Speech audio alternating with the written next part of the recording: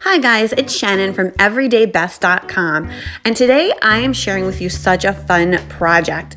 Succulent topiaries are such a really interesting and fun way to add a little whimsy to a garden space. I'm partnering today with HendersonGardenSupply.com, and that's where I got these topiaries from. I have two here. I have a turtle and I have a heron. The heron's head came separate from the body, and the first thing I'm going to do is really saturate the sphagnum moss that's packed tightly into these forms. You can get them without the moss and do that yourself, but I love that Henderson Garden Supply has the option of them already stuffed with the moss. Once I've gotten it really wet for real life plants, I went to the garden store and I'm looking for plants. So the one I just picked up is a little tall. This one would be a better choice because it's flat and it's short. And that means that when it grows, it's gonna hold the true shape of my topiary much, much better. So you're gonna wanna look for shorter succulents. Now, let's say you're not somebody who considers yourself as having a green thumb. You can still totally do this project. You can use faux succulents. And I'm sure you've seen when you've gone to the craft store or a hobby store lately that these are really in right now. There's tons of choices. So pick whatever colors and shapes appeal to you and just go crazy. The only thing you need to know, it's a simple project, is just to use a screwdriver because you'll need to make the hole to put your succulent in and sometimes take off the larger plastic sheath that they put on those succulents that are faux sometimes.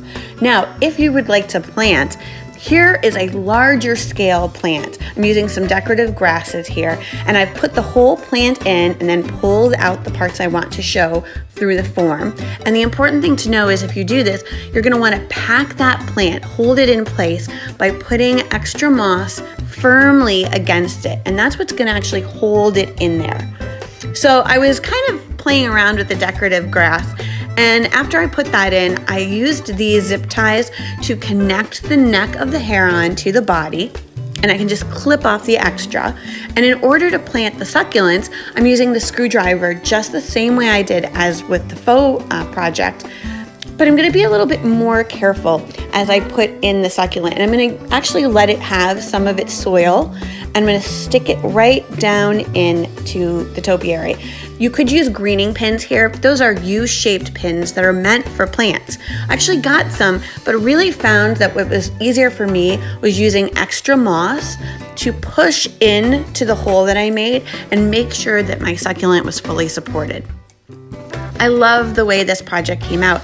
And I think if you look at both projects, the faux succulents and the real succulents look equally beautiful. Of course, one benefit of doing the real succulents is that they're gonna grow over this season. So whereas the faux succulent turtle is gonna stay looking the same, the heron is actually going to get more and more fully covered with the succulents as they grow bigger. And in time, I'll be able to take some of the leaves that have grown off of there and propagate them into new succulents, covering the whole bird, which would be really beautiful probably by next summer. So I'm excited to see what that looks like over time, but I think these are really fun by a pool, really fun as like maybe something by your doorway. If you do this project, I'd love to hear about it. HendersonGardenSupply.com has dog types, it has alligators and deer, so many forms. I highly recommend you check them out. They have a ton of garden supply stuff that is just out of this world beautiful. I hope this is helpful to you, and I'd love to know if you do this project.